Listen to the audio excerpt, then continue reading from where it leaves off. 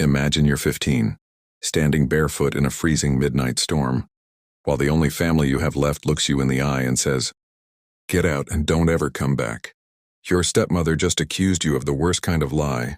Your father, the man who used to carry you on his shoulders, closed the door behind you without a word. The rain is so heavy it hurts your face. You have nowhere to go. No phone, no money, no coat. Just the clothes sticking to your skin.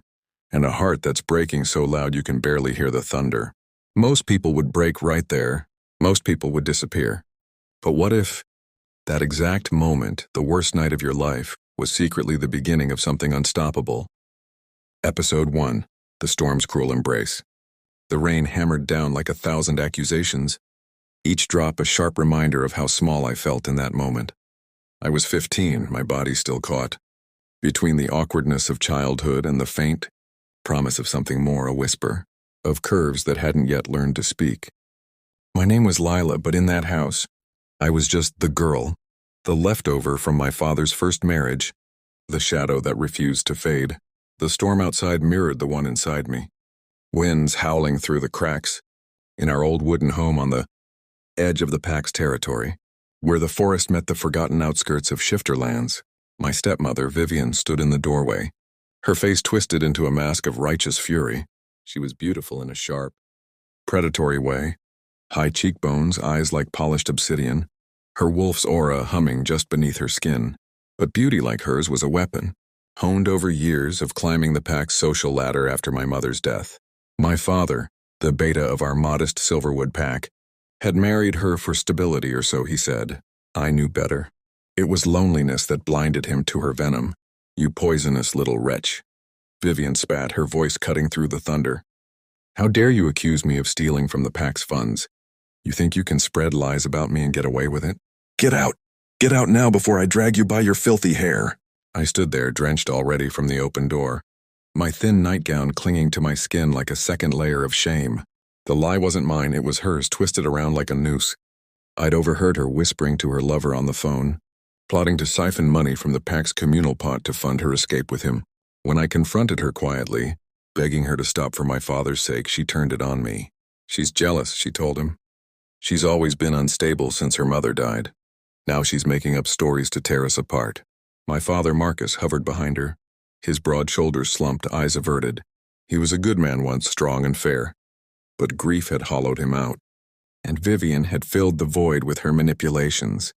"Lila," he murmured, his voice barely audible over the rain. Maybe some time away will help you think." Time away in this? The wind whipped my dark hair across my face, stinging my eyes with salt from unshed tears. I clutched my arms around myself, feeling the chill seep into my bones. "Dad, please," I whispered, my voice breaking. "It's not true. She's the one." "Enough!" Vivian snarled, shoving me hard enough that I stumbled backward onto the porch. The wood was slick and I fell, scraping my knees on the splintered boards. Pain bloomed hot and immediate, but it was nothing compared to the ache in my chest, the betrayal that felt like a claw raking through my heart. "You're not welcome here anymore. Shift if you have to, but don't come back until you've learned your place." Shift. I hadn't even had my first transformation yet. Most wolves in our pack awakened around 16 or 17, but I was late bloomer, still human fragile in a world of fangs and fur. The forest beyond was dark, alive with the sense of pine and earth, but tonight it felt like a maw waiting to swallow me whole. I looked up at my father one last time, searching for the man who used to carry me on his shoulders, telling stories of ancient Luna queens who commanded the moon itself. But he turned away, closing the door with a finality that echoed louder than any thunderclap. The rain soaked me instantly as I staggered down the steps, my bare feet sinking into the mud. Each step was a sob I swallowed, a pain that twisted deeper. Sadness wrapped around me like the storm's cold arms. Why me? Why did love have to hurt like this? Why did family feel like a lie? But beneath it, a tiny spark flickered, warm and defiant. One day I'd make them see. One day this pain would forge something unbreakable. I wandered into the woods, the trees closing in like silent witnesses. Hours blurred into a haze of exhaustion and fear. My body trembled not just from the cold, but from the raw vulnerability of being utterly alone. Lightning cracked the sky, illuminating the path ahead. And in that flash I saw him, or rather, sensed him first. A low growl rumbled from the shadows, vibrating through the ground into my feet. My heart stuttered, a mix of terror and inexplicable pull. Out stepped a wolf, massive and silver-furred, eyes glowing amber in the dark. He wasn't from our pack. His scent was wilder, richer, like smoke in midnight. He shifted seamlessly, fur melting into skin, revealing a young man, no, a god in human form. Tall, broad-shouldered, with muscles that spoke of battles won and nights run under the moon. His hair was tousled black, rain-slicked, and his face was chiseled perfection, jaw sharp, lips full, eyes that pierced right through the storm into my soul. "Who are you?" I whispered, my voice hoarse, backing against a tree.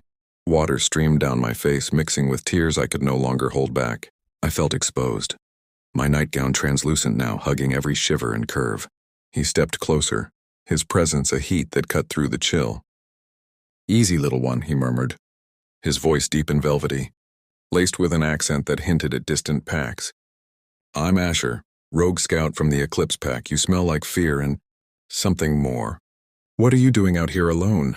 I should have run, but his gaze held me, stirring a warmth low in my belly that I'd never felt before. It was wrong, dangerous, but in that moment, with the world crumbling, it felt like salvation. "They kicked me out," I admitted, my lips trembling. Over a lie. His eyes darkened, a protective growl escaping his throat. He shrugged off his leather jacket, draping it over my shoulders. The fabric was warm from his body, scented with him, musk and pine, and it enveloped me like an embrace. "Come with me," he said, his hand brushing my arm, sending sparks dancing across my skin. "I won't let the storm take you." I hesitated, pain and hope warring inside. Sad because home was lost, happy because in his eyes I saw a flicker of destiny. As he led me deeper into the woods, his hand firm on mine, I felt the first stir of something steamy, forbidden, a pull that promised more than shelter. It was the beginning of my awakening, though I didn't know it yet. The rain pounded on, but with Asher's warmth beside me, the cold felt a little less eternal. We reached a hidden cave, sheltered by overhanging rocks. He built a fire with swift, sure hands, the flames casting golden light on his bare chest as he peeled off his wet shirt. I couldn't look away. The play of muscles, the faint scars that told stories of fights and survival. "Strip out of those clothes," he said gently, but with a command that made my pulse race. "You'll freeze otherwise." My cheeks burned, a mix of shyness and budding desire. I turned away, slipping out of the sodden nightgown, his jacket my only cover.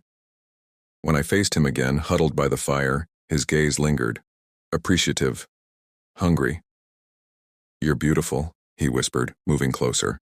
His fingers traced my jaw, tilting my face up. The touch was electric, painful in its intensity because it reminded me of all I'd lost, yet happy because it awakened something new. Our lips met in a tentative kiss, born of desperation and connection. It was soft at first, then deepened, his hands pulling me against him.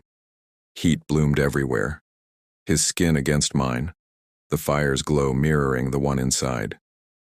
We didn't go further that night. I was too young, too raw. But as we lay tangled in shared warmth, his arms around me, whispers of futures exchanged, I felt the storm's pain transform into a quiet smile. Sad for the girl left behind, happy for the woman stirring awake.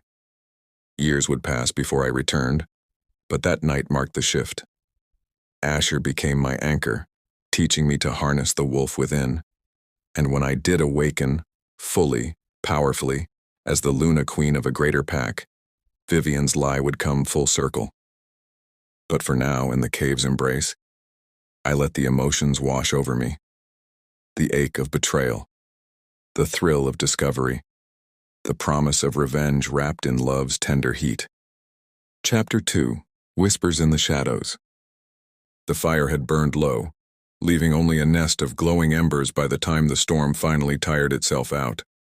Rain still dripped from the cave mouth in slow, steady tears, but the wind had gone quiet, as though the night itself had decided to hold its breath. I hadn't slept. Asher lay behind me, one arm draped loosely across my waist, his breathing deep and even. His warmth pressed against my back through the borrowed jacket, steady like a heartbeat I could borrow. I stared at the faint orange pulse of the coals and tried to understand how everything could feel so broken and so strangely safe at the same time. 15 years old, kicked out, homeless, and somehow held. My chest ached with the contradiction. Every time I closed my eyes, I saw the door closing in my father's face. I heard Vivian's voice slicing through the rain. Poisonous little wretch. The words kept replaying, each loop carving the wound a little deeper. I wanted to cry again, but the tears felt too heavy now, like they'd turned to stone inside me. And yet, Asher's fingers twitched in his sleep, curling slightly against my stomach. Not possessive, not demanding, just there, like he was afraid I might vanish if he let go completely. I turned my head just enough to see the line of his jaw in the dying light. Even relaxed, his face carried the shape of someone who had already fought too many things alone. Rogue, he'd called himself. A word that sounded like freedom and punishment at the same time. I didn't know what I was allowed to feel toward him. Gratitude felt too small. Safety felt dangerous to trust. And the other thing, the soft fluttering warmth that kept blooming low in my belly whenever he looked at me too long, that one scared me most of all. Because if I let myself want something, then losing it would hurt even worse. A log cracked in the fire. Asher stirred. "You're awake," he murmured, voice rough from sleep. I nodded against the folded jacket we were using as a pillow. He didn't push, didn't ask why I wasn't sleeping. He simply shifted so he could see my face better, propping himself on one elbow. In the faint glow, his eyes looked almost liquid gold. "Tell me one true thing," he said quietly. I swallowed. "I don't know what happens next." He waited. "I don't know where I'm supposed to go. I don't know if my dad will ever believe me. I don't even know if I'm ever going to change." My voice cracked on the last word. "Everyone says the shift comes when you're ready. What if I'm never ready?" Asher listened like every word mattered. Not like he was waiting for his turn to speak. Just listening. After a long moment, he said, "I was 13 the first time I shifted. Thought I was dying. Thought the pain meant I'd done something wrong. Turns out it just meant I was becoming something new." I looked up at him. "Did it hurt less after that?" "No." A small, honest smile touched his mouth. "It hurt different. But I stopped thinking it meant I was broken." My throat tightened.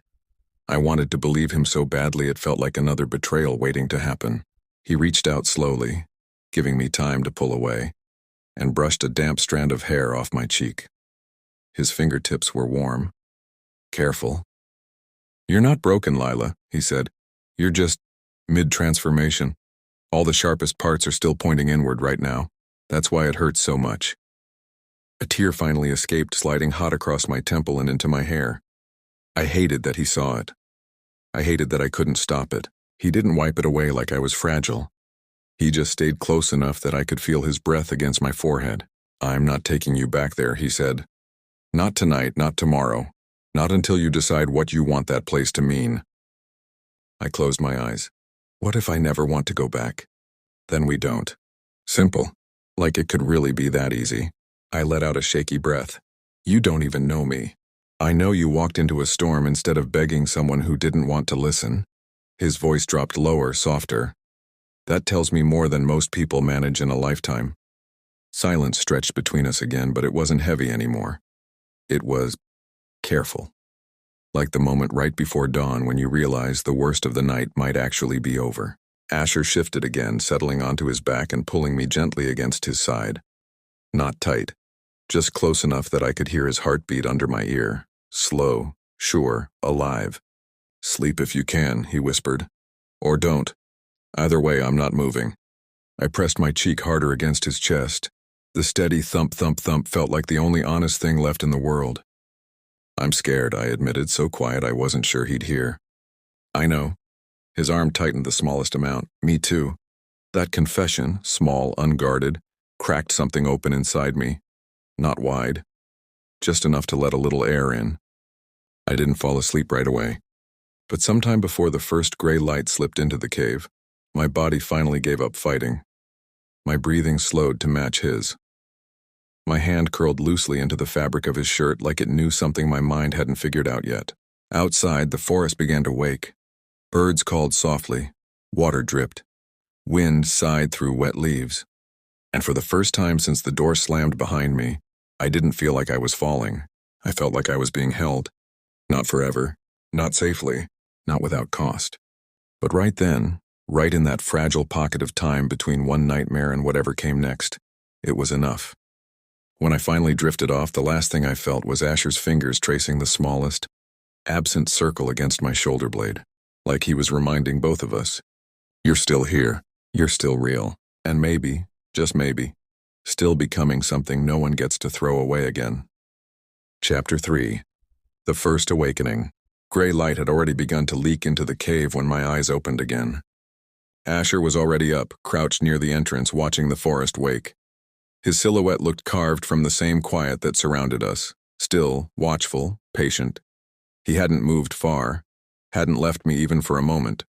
I stayed lying down a little longer, letting the ache in my body remind me I was still here. My knees stung where I'd scraped them on the porch. My shoulders felt heavy, like they carried yesterday's rain. But beneath all of that, something else was stirring. Something small, restless, alive in a way I hadn't noticed before. A strange heat flickered low in my chest, not painful exactly, but insistent. Like a candle someone had lit inside my ribs while I slept. Asher turned his head slightly. "You feel it, don't you?" I pushed myself up on my elbows. "Feel what?" He didn't answer right away. Instead, he came back inside, sat cross-legged a few feet away, giving me space but staying close enough that I could see the gold flecks in his eyes catch the morning light. "The pull," he said quietly. "The thing that's waking up." I pressed my palm to my sternum without thinking. Yes, there. A restless throb, like a second heartbeat trying to speak. "Is that—" I couldn't finish the sentence. The word shift felt too big, too final. "Part of it," he said. "Not the full thing yet, but the beginning." I looked down at my hands. They looked the same, small, scratched, ordinary, but they didn't feel ordinary anymore. Asher tilted his head. "Want to try something?" I nodded before I could talk myself out of it. He stood and offered me his hand. I took it. His grip was warm, steady, and when our palms met, that strange inner heat flared brighter for a second, almost like it recognized him. We stepped outside. The forest smelled different in daylight. Cleaner, sharper, every leaf and pine needle carrying its own tiny voice. The ground was still soft and wet from the storm, but the air felt lighter, like the world had exhaled. Asher led me to a small clearing where sunlight broke through in long golden spears. He stopped in the center and released my hand. "Close your eyes," he said. I did. "Now listen. Not with your ears, with the rest of you." I tried. At first I only heard birds, wind, the faint drip of leftover rain. Then, deeper, something else. A low, thrumming rhythm that seemed to rise from the earth itself, from the trees, from inside my own skin. My breathing changed without me deciding to change it. Deeper. Slower. Like my lungs were remembering how to drink something bigger than air. The heat in my chest spread, down my arms, along my spine, curling behind my ribs like warm smoke. It wasn't comfortable. It wasn't painless. But it wasn't frightening either. It felt inevitable. "Keep breathing," Asher said, voice low and calm. "Let it move through you. Don't fight it." A sudden sharp tug ripped through my middle like someone had hooked my soul and pulled. I gasped. My knees buckled. Asher caught me before I hit the ground, hands firm under my arms. "I've got you," he murmured. "I've got you." Tears burned behind my closed lids. Not from pain exactly. From something older. From all the nights I'd lain awake wondering why I was never enough. From every time Vivian's voice had said, "You don't belong here." From the door closing. From walking into rain that felt like it wanted to erase me. And now this wild, living thing inside me was answering back. Saying, "You were never supposed to disappear." My fingers dug into Asher's forearms. A sound escaped my throat, half sob, half growl. The heat surged again, sharper this time. My spine arched.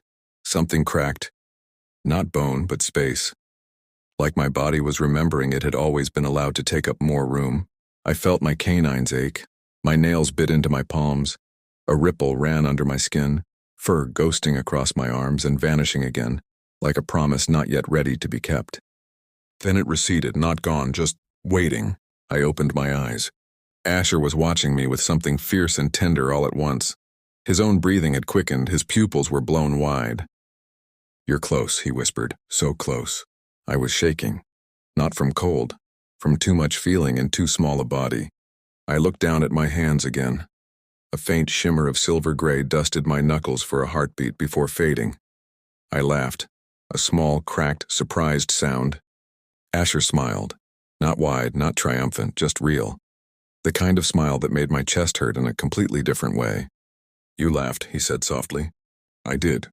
He reached out slowly and brushed his thumb across the corner of my eye, catching the tear that had escaped. "I've heard wolves say the first time is the worst," he told me, "because you finally feel how much you were holding back." I nodded. My throat was too tight for words. We stayed like that for a long time, standing in the clearing, sunlight warming the top of my head, his hand still cupping the side of my face, my fingers still curled into his sleeves. I didn't know what we were yet. Not mates, not lovers, not anything the pack would have a neat name for. But in that moment I knew one thing with painful, perfect clarity. I was no longer only the girl they threw away. Something in me had teeth now, and it remembered every lie it had ever swallowed. Later, as we walked back toward the cave to gather what little we had, Asher spoke again. "There's a place I can take you," he said. "A small camp. People who don't ask for your past before they offer you food and a place by the fire. They're not soft, but they're honest." I glanced sideways at him. "And you?" "I go where I'm needed." A pause. "Right now that's with you." My heart gave a hard, unsteady thud. I didn't say thank you. Thank you felt too thin for what was happening inside me. Instead, I reached out and slipped my hand into his. He didn't hesitate. He laced our fingers together like it was the most natural motion in the world. We kept walking. Behind us, the clearing still shimmered with leftover sunlight. Ahead, the path narrowed, trees closing in again. And somewhere deep inside my chest, that new heat pulsed once. Quiet, certain, alive, not a full awakening. Not yet, but the first real breath of something that refused to stay small. Chapter 4. Bonds forged in fire. Our fingers stayed linked as we walked. Not tight, not desperate. Just connected like two threads that had finally found the same direction. The path Asher took me on was narrow, barely more than a deer trail. Ferns brushed my calves. Wet leaves left dark streaks on my borrowed jacket. Every few steps I felt that new heat inside me pulse in time with my heartbeat. Quieter now, but never gone.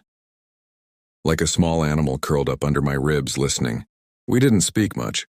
There was too much silence to fill and too much that didn't need words yet. After maybe an hour, the trees began to thin. I smelled smoke. Real smoke, not just memory. And then wood smoke mixed with something richer. Roasting meat, coffee, pine resin. Voices drifted toward us, low and unhurried. Laughter, the clink of metal. A dog barked once, sharp and curious.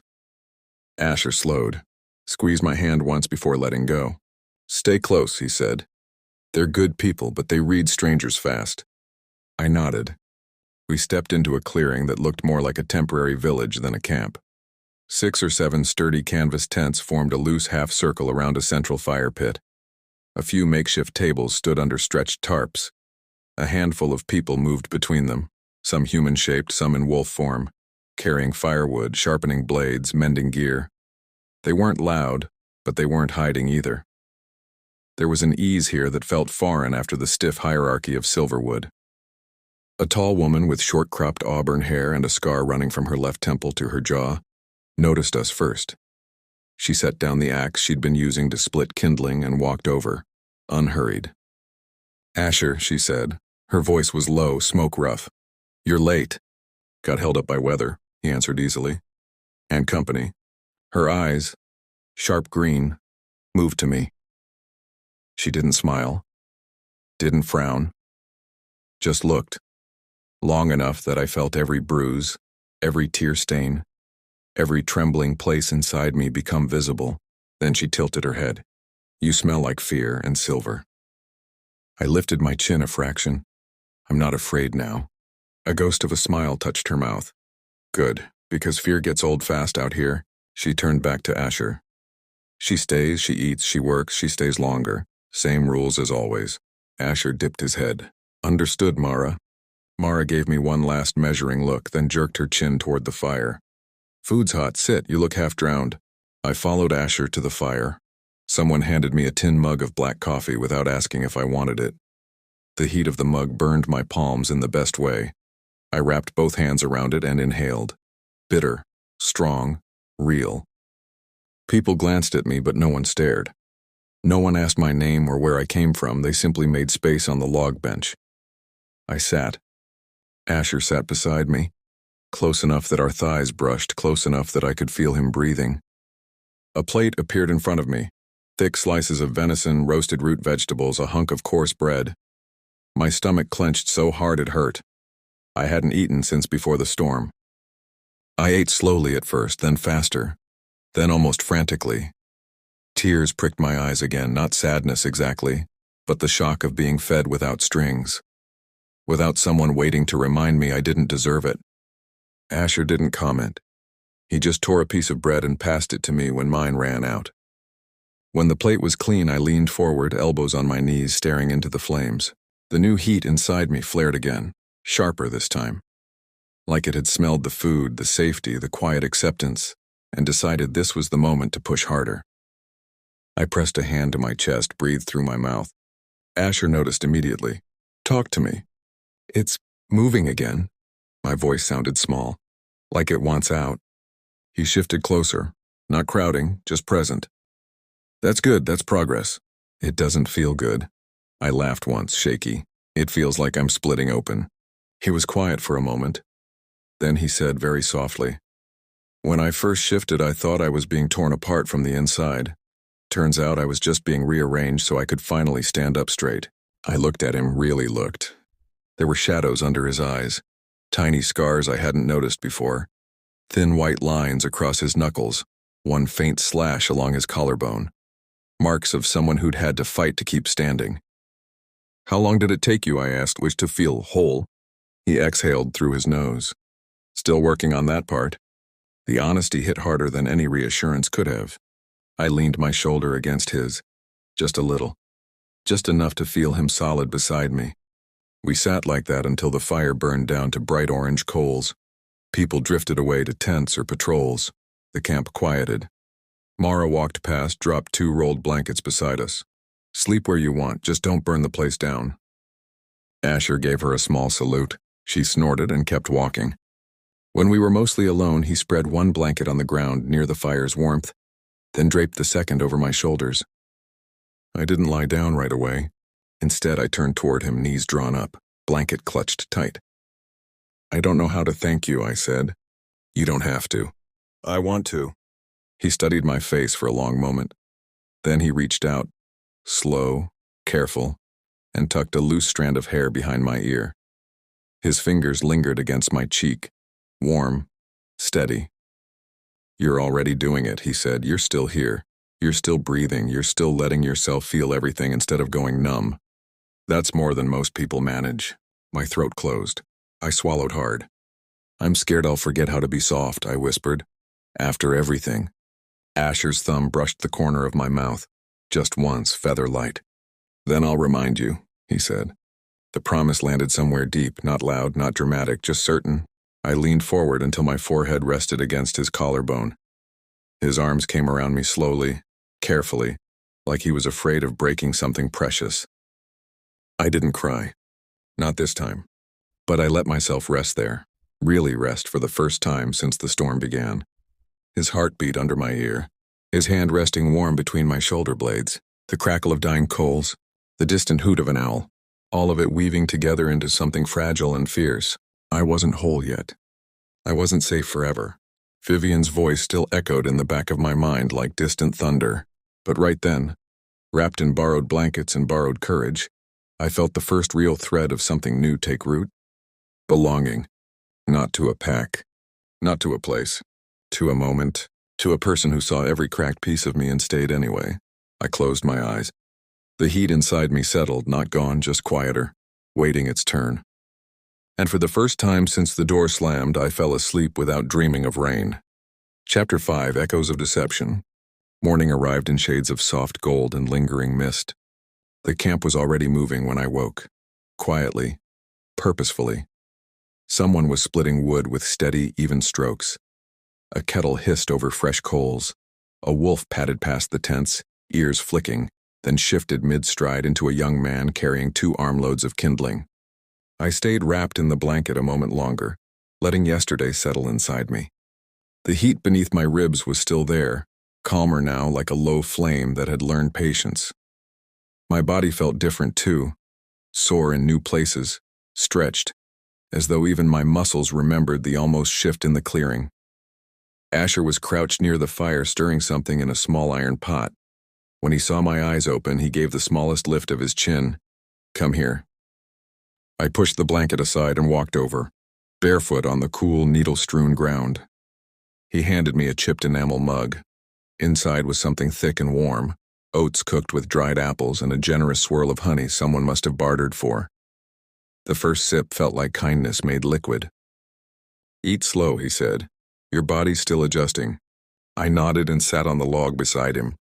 For a while we just existed there together, shoulders almost touching, watching the camp breathe around us. It was the kind of quiet that didn't demand anything. I liked it more than I could say. Then Mara appeared, moving with the particular stride of someone who carried bad news but refused to let it hurry her. She stopped in front of us, arms crossed. "Words moving," she said without preamble. Asher's spoon paused halfway to his mouth.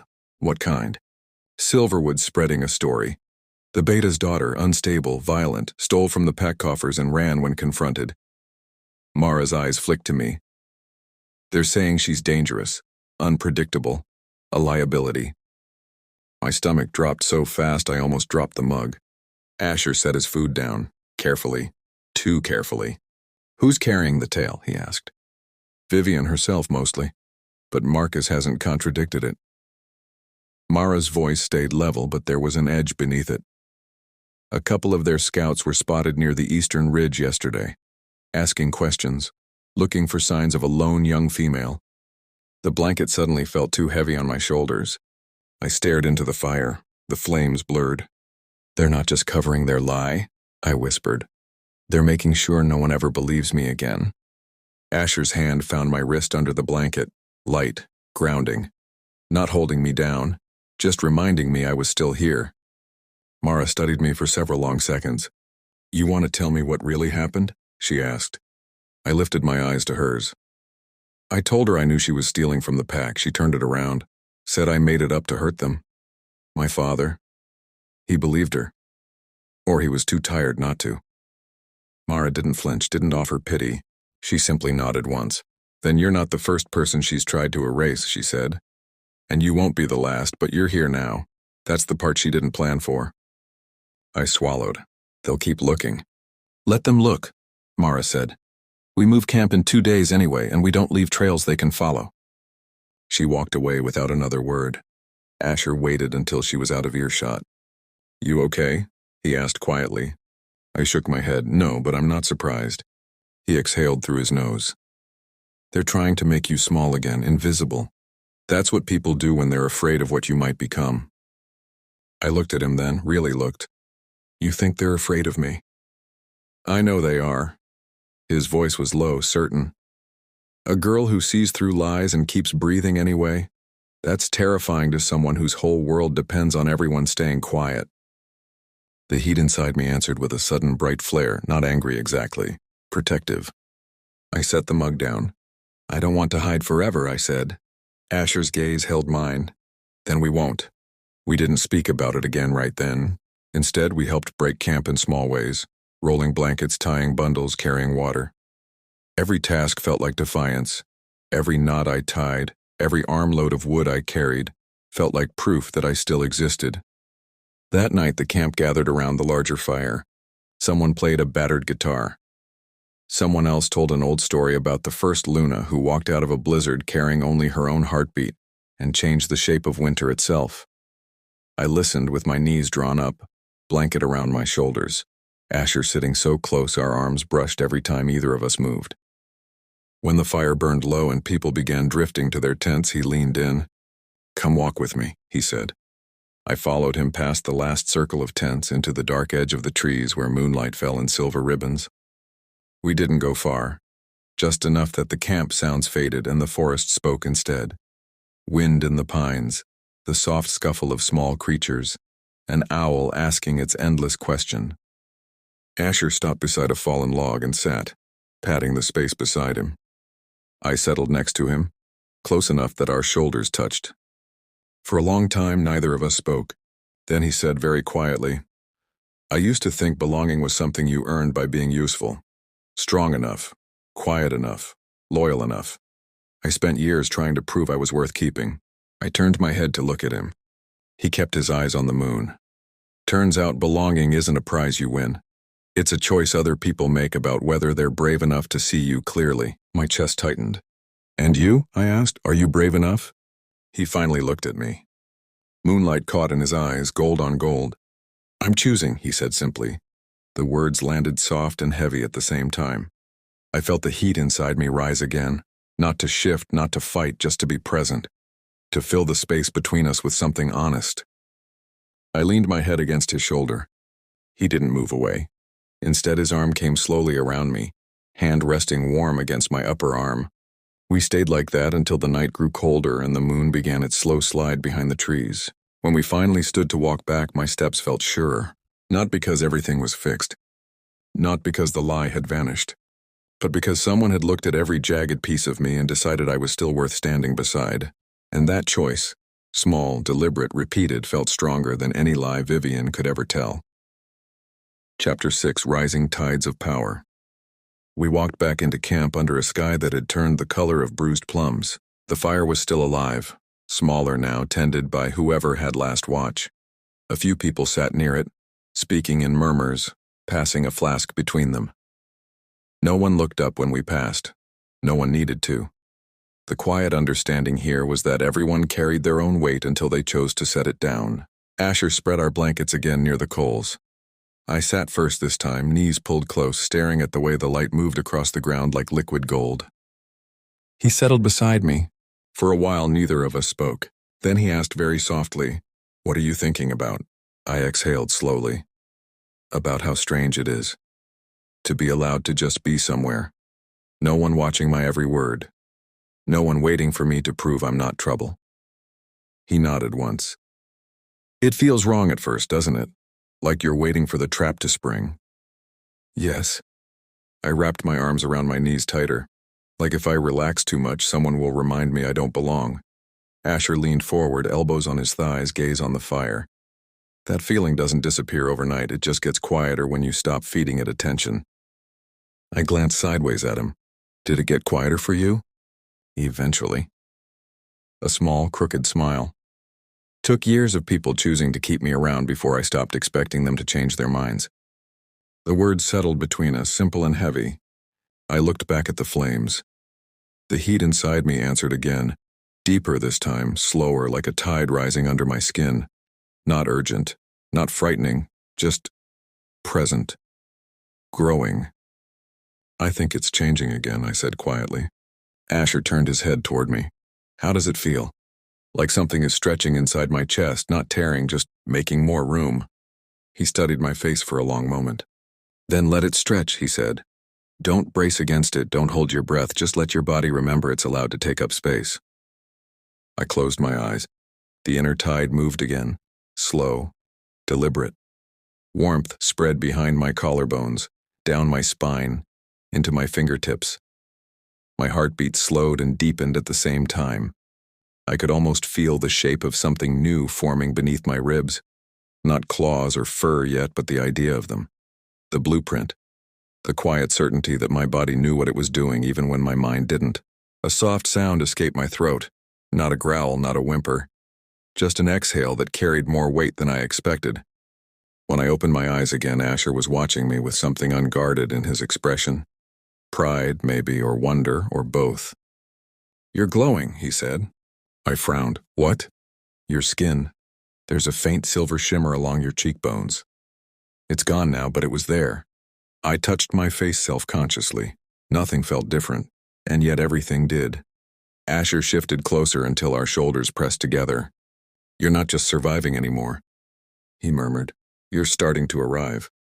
The word landed like a stone dropped into still water. Ripples moved through me, sadness for the girl who had to walk through rain to get here, and a fragile, trembling happiness for the one who was still breathing on the other side. I leaned my head against his shoulder again. He didn't speak. He simply let his arm come around me, hand resting open against my upper arm, thumb moving once in a slow, absent arc. We stayed like that until the coals had burned down to a steady red pulse and the camp had gone completely quiet, except for the soft crack of settling wood. Then he said, almost too low to hear, "I've been thinking." I lifted my head just enough to see his face. "About what?" "About what happens when you're ready to stop running." He paused. "About what kind of place you want to build instead of the one that tried to erase you." My throat tightened. "I don't know yet," I admitted. "But I know I don't want it to feel like Silverwood. I don't want rules that only protect the people who already have power. I don't want anyone else to feel like they have to shrink to be allowed to stay." Asher nodded slowly. "Then that's where we start," he said, "with the things you refuse to let happen again." The promise wasn't loud. It wasn't grand, but it was solid.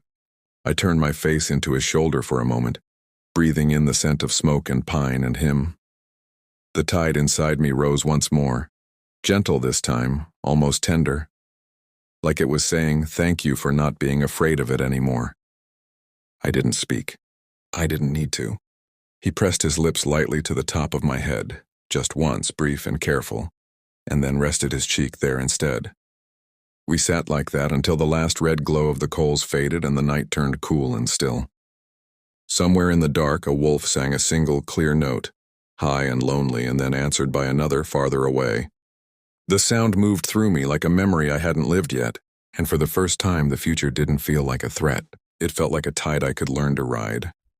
Chapter 7, The Battle Within. The next morning arrived colder than the ones before. A thin frost had settled over everything, on the canvas tents, on the grass blades, on the ends of my hair when I stepped outside to breathe. The air tasted sharp, metallic, like change was pressing down from every direction at once. I stood near the edge of camp, arms wrapped around myself, watching my breath cloud and disappear. The tide inside me hadn't quieted overnight. If anything, it had grown more restless, rising and falling like waves that knew a storm was coming even if the sky still looked calm. Asher found me there. He didn't speak right away. He simply came to stand beside me, close enough that I could feel the warmth radiating off him against the chill. After a long moment he asked, "Still stretching?" I nodded. "It's louder today, not painful, just insistent." He exhaled slowly, the cloud of his breath mingling with mine. "That usually means it's close, closer than yesterday." I turned my head to look at him. "Close to what?" "To choosing." His voice was quiet, careful. "Whether you let it all the way out, or keep holding the door half closed." I looked back at the frost-covered trees. Somewhere deep inside, I could feel the exact shape of that choice, sharp-edged, heavy with consequences. Let it out fully, and I would never be small again. Keep holding back, and I might stay safe, but I would also stay half-finished. "I keep thinking about her," I said suddenly. Asher didn't need to ask who. "Vivian," I continued. "I keep seeing her face in the doorway. The way she looked at me like I was something dirty she finally got to sweep outside. And part of me wants—" My voice cracked. I swallowed. "Part of me wants to go back and make her feel exactly that small. Make her understand what it's like to stand in the rain and have no one open the door." Asher stayed silent, letting the words settle. "But another part of me—" I pressed my lips together. "Another part keeps asking if that would make me any different from her." He turned fully toward me then. "That question," he said softly, "is the hardest one you'll ever have to answer." I looked up at him. His eyes were steady, unguarded. "Revenge feels clean when you're still bleeding," he went on. "It feels like justice, like balance, but the moment you actually take it, you realize it doesn't close the wound. It just gives you matching scars." My throat burned. "So what do I do with it?" I whispered. "With all this anger that keeps rising every time I remember?" Asher reached out slowly and took both my hands in his. His palms were warm against the cold morning air. "You let it teach you," he said. "You let it show you exactly what kind of power you refuse to become. You use it to build something stronger than the thing that tried to break you. That's the only way it stops owning you." I closed my eyes. The tide surged again, higher this time. It filled my chest, my throat, my fingertips. My canines ached. My skin prickled like it was trying to remember how to wear fur. A low sound rose in my throat, not a growl, not yet. Something softer, something almost grieving. When I opened my eyes again, the frost on the ground around us had melted in a small, perfect circle. Steam rose in faint wisps where the warmth of my body had touched the cold. Asher's breath caught. "You're doing it," he whispered. I looked down at my hands still held in his. Faint silver light shimmered along my knuckles, brighter than before, then dimmed again. "I don't know if I'm ready," I said. "You don't have to be ready to be real," he answered. I stepped closer until our foreheads nearly touched. "I don't want to be cruel," I told him. "But I also don't want to forgive her just because it's easier." Asher's thumbs brushed slow arcs across the backs of my hands. "Then don't forgive her," he said. "Not for her sake, not to make her feel better. But don't let her define what justice looks like either. You get to decide what strength means now." The words sank in slowly like rain soaking dry earth. I felt the tide inside me crest. High, bright, almost blinding. And then for the first time, it didn't fight me when I exhaled. It flowed with me. Not wild, not destructive, just clear. My heartbeat steadied. The silver light on my skin flared once more, brighter, steadier, then softened into something quieter. A gentle glow that didn't need to prove anything. I laughed once, small, surprised, almost disbelieving. Asher's mouth curved into the softest smile I'd ever seen on him. "There she is," he murmured. I leaned forward and rested my forehead against his chest. His arms came around me immediately, warm, solid, safe. We stood like that for a long time while the camp slowly came awake behind us. Sounds of wood being stacked, water poured, quiet voices greeting the day. When I finally pulled back just enough to see his face, I felt different. Not lighter, not healed, but clearer. The anger was still there. The hurt was still there. But they no longer owned the whole room inside me.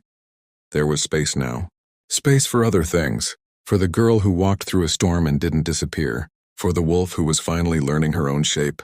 For the future that didn't have to look like revenge to feel like victory. I took a slow breath. The air tasted clean. "I think," I said quietly, "I'm ready to keep going."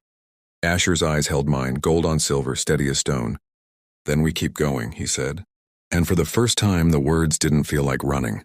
They felt like walking toward something I was finally allowed to claim. Chapter 8. Shadows of Return. The frost had melted by midday, leaving the ground soft and dark, every footprint holding water like a small temporary mirror. We were moving again. Not far, just enough to put another ridge between us and the scouts who might still be looking. The camp packed itself with practiced efficiency. Tents rolled tight, cookware bundled, fire scattered to ash and buried. Everyone moved like they had done this 100 times before, because most of them had. I carried one of the water skins slung across my back and helped Mara tie down the last of the supply bundles.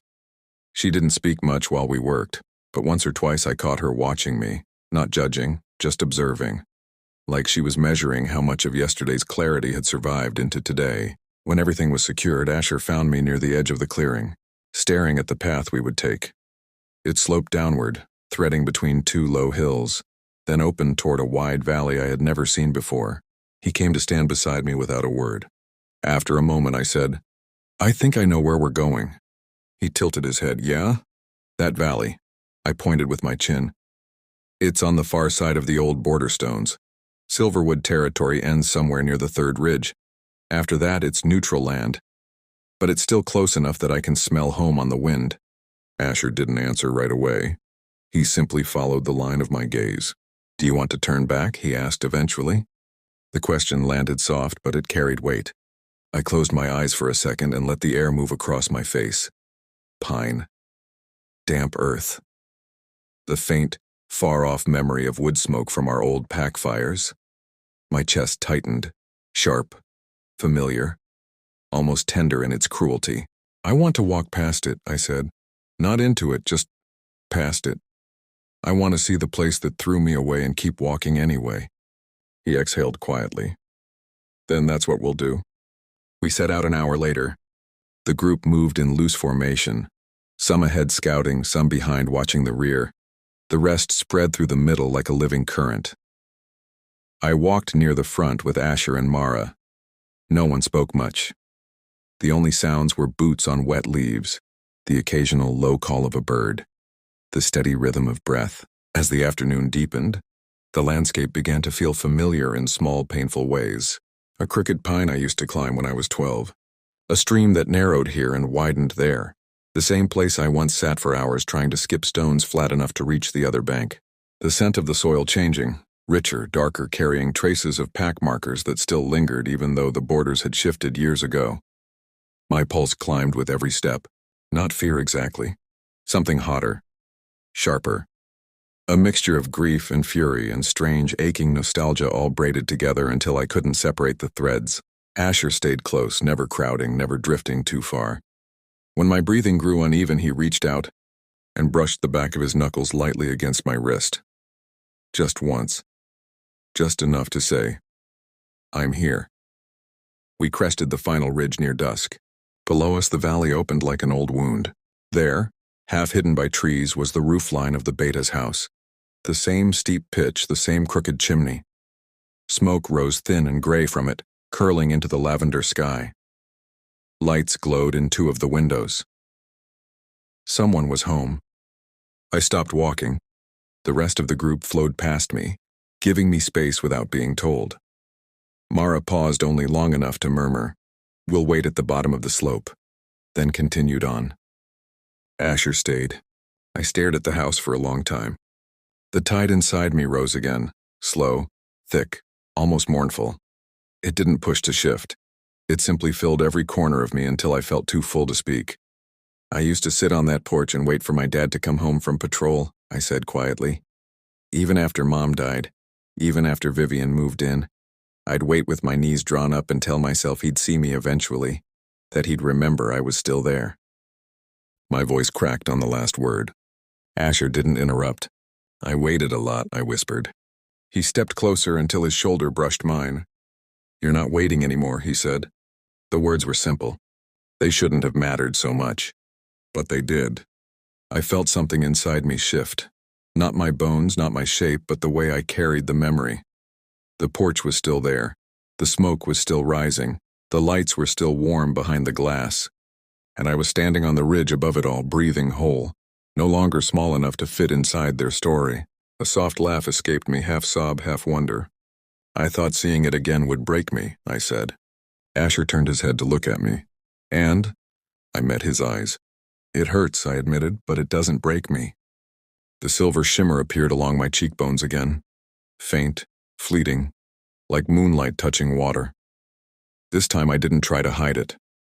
I let it glow for a heartbeat before it faded. Asher's gaze softened in a way I'd never seen before. Open, unguarded, quietly proud. "You're beautiful when you choose yourself," he said. The sentence landed like a warm hand against my heart. I reached out and slid my fingers between his. He closed his hand around mine immediately, firm, steady, certain. We stood there a little longer, watching the house below us become smaller and smaller in the growing dark. Then I turned my back on it. Not in anger. Not in forgiveness either. Just finished waiting. I took one step down the slope, then another. Asher walked beside me.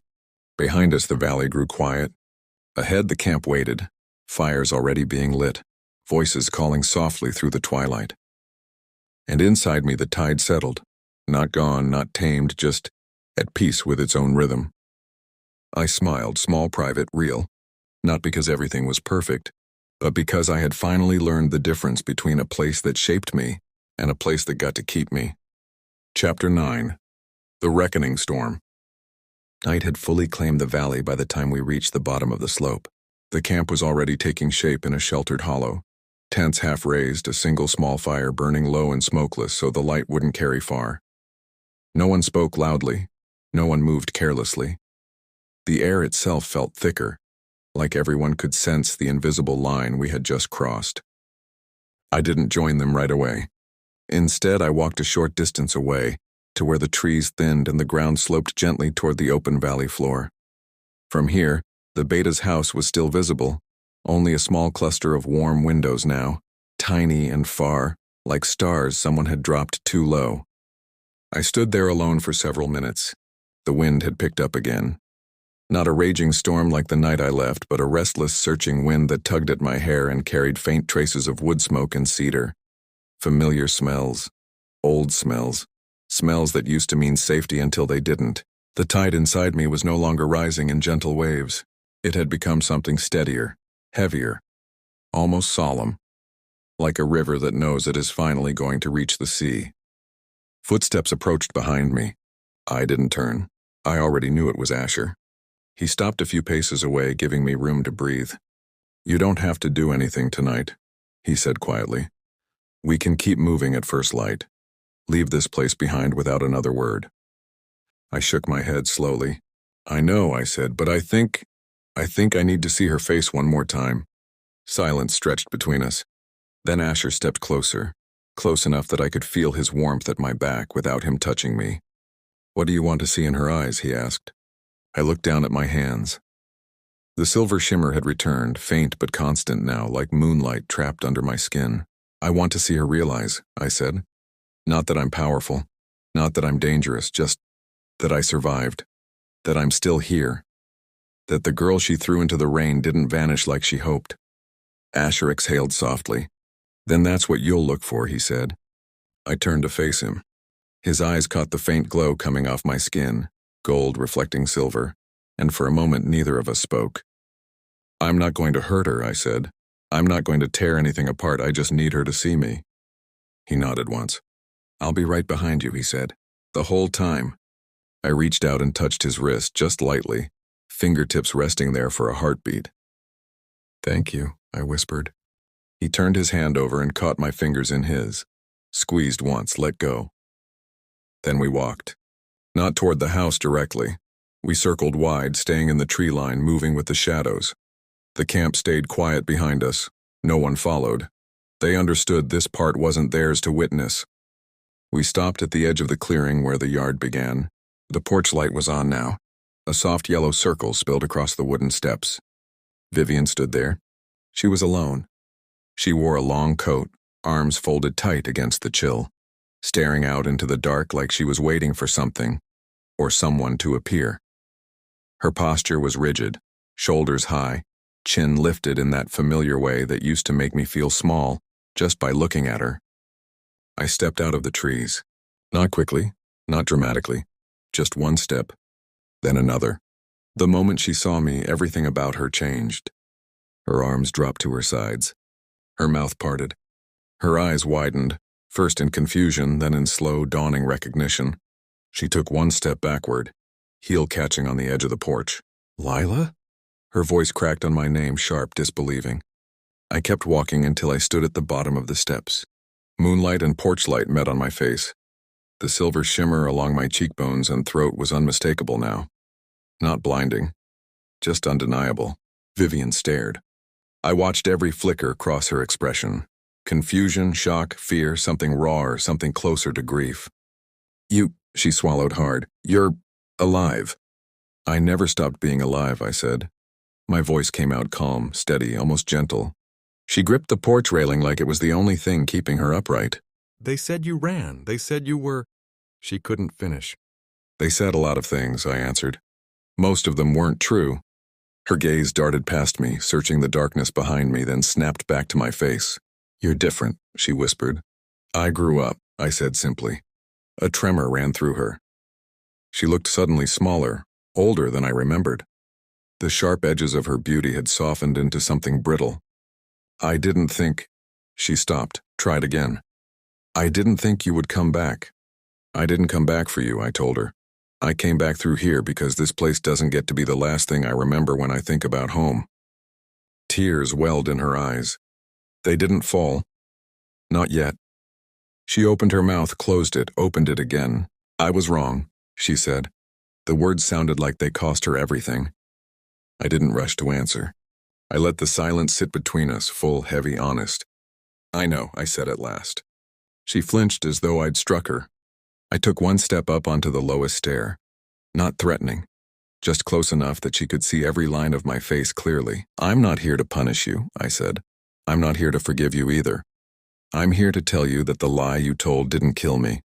It didn't erase me, and it never will. Vivian's tears finally spilled over, silent, fast, unstoppable. She looked at me like she was seeing me for the first time, and maybe she was. Behind me, I felt Asher's presence, steady, quiet, unwavering. I didn't need to look back to know he was there. I looked at Vivian one last time. Then I turned away. I walked back down the steps across the yard into the shadows where the trees waited. Vivian didn't call after me. She didn't beg. She simply stood there on the porch, tears shining on her cheeks, watching the girl she once threw into the storm walk away under her own light. And for the first time since that night, the rain inside me stopped falling. It didn't disappear. It just became something quieter, something I could carry without drowning. Chapter 10, Eyes of Terror and Tears. I kept walking. The porch light behind me grew smaller with every step, shrinking until it was only a faint golden pinprick swallowed by the dark. The wind followed me, cooler now, carrying the last traces of cedar smoke and the faint echo of Vivian's uneven breathing. Asher fell into step beside me without a word. Our shoulders brushed once, twice, then settled into the same rhythm. We didn't hold hands this time. We didn't need to. The silence between us felt full instead of empty, like it had finally learned how to carry everything we weren't saying. We reached the tree line. I paused there, just inside the shadow of the pines, and looked back one last time. The house was distant now. The porch was empty. Vivian had gone inside. I pictured her standing in the doorway a moment longer, coat still on, arms wrapped tight around herself, before the door closed softly behind her. Not slammed, not locked with violence, just closed. The way doors close when someone finally understands the room they're in is no longer theirs to fill. I didn't feel triumph. I didn't feel rage. What I felt was quieter, sadder, and strangely almost kind. Not kindness toward her. Kindness toward the 15-year-old girl who once believed that if she could just be good enough, quiet enough, small enough, someone would open the door again. That girl had waited in the rain for years. She wasn't waiting anymore. I turned away from the valley and kept moving. Asher walked with me. We rejoined the camp in the hollow without fanfare. Mara glanced up from the low fire, met my eyes for a single heartbeat, then looked away again. No questions. No congratulations. Just the small nod that said, "You did what you came to do." I sat on a fallen log near the edge of the circle. The firelight painted soft orange across my hands. The silver shimmer along my skin had dimmed to something subtler, less like moonlight trapped under glass, and more like starlight that had learned to live inside veins. Asher sat beside me. After a while, he asked very low, "What did you see in her face?" I stared into the flames. "Terror first," I said. "Then recognition. Then something that looked a lot like grief, not for me, for the version of herself she chose to become." He nodded slowly. "And you?" he asked. "What did you feel when you saw it?" I took a slow breath. "Sad," I answered honestly, "because she'll carry that moment for the rest of her life. And happy, because I don't have to carry it for her anymore." The words settled between us like stones smoothed by a river. Asher reached over and rested his hand on my knee, not gripping, just present, warm through the fabric. "You gave her the truth," he said quietly. "She gets to decide what she does with it. That's more mercy than she ever gave you." I looked at him then. Moonlight caught the edges of his face. Strong jaw, steady eyes, the faint scar along his collarbone that I'd memorized without meaning to. "I don't hate her," I said. "I thought I would. I thought seeing her break would feel good. It didn't." He didn't rush to fill the silence. He just waited. I swallowed. "I think I'm finished letting her define what my heart is allowed to hold." Asher's thumb moved once, slow, gentle, across my knee. "Then keep the space for the things you actually want," he said. I smiled, small, tired, real. The fire popped softly. Someone in the camp began humming an old pack song. Low, wordless, the kind that carried memories older than any of us. The melody wrapped around us like smoke. I leaned my head against Asher's shoulder. He shifted so I fit more comfortably against him, arm coming around my back, hand resting warm between my shoulder blades. We sat like that until the fire burned down to glowing coals and the humming faded into the night. Eventually I spoke again, barely above a whisper. "I want to keep going," I said. "Not running, not hiding, just building something that doesn't need to punish anyone to feel strong." Asher pressed his cheek lightly to the top of my head. "Then we build it," he answered, "together." The word together landed soft and certain, not a vow carved in stone, not a promise shouted under the moon. Just two people choosing the same direction. I closed my eyes. The tide inside me had gone quiet, not sleeping, just resting, satisfied, at home in its own skin. Somewhere far behind us, Vivian would wake tomorrow to the same house, the same porch, the same life she'd built on a lie. She would remember my face, silver-lit, calm, no longer small. She would remember the moment she understood that the storm she sent me into had not destroyed me. It had only taught me how to walk through any weather. And that memory would be her penalty. Not exile, not claws, not blood, just the lifelong echo of eyes that finally saw her clearly and chose to keep walking anyway. I smiled against Asher's shoulder, small, private, peaceful. The night stretched on. The stars stayed bright, and for the first time in years, the future didn't feel like something I had to survive. It felt like something I got to choose. If you've ever felt thrown away, if you've ever stood in the rain wondering whether anyone would ever believe your truth, if a piece of your heart still aches for the moment when the people who hurt you finally see you, not as the problem, not as the lie, but as the person who survived anyway, then stay with Lila just a little longer. This story isn't only about werewolves, Luna Queens, or revenge carved in moonlight. It's about the girl who walked into the storm and came back wearing her own name. It's about the slow, stubborn, beautiful act of choosing yourself when no one else would. Chapter 10 may have closed one door, but the path ahead is still open. So if this story touched the bruised, hopeful, angry, tender parts of you, if it made you sad and proud and quietly smiling at the same time, share it, feel it. Let someone else know they're not the only one who's ever had to walk through rain to find their own light. Comment below. What part of Lila's journey hit you the hardest? What would you say if you stood on that porch one last time? Or simply type, "I kept walking too." Because you did. And you still are. Thank you for walking this road with her. And with me. See you in whatever storm comes next.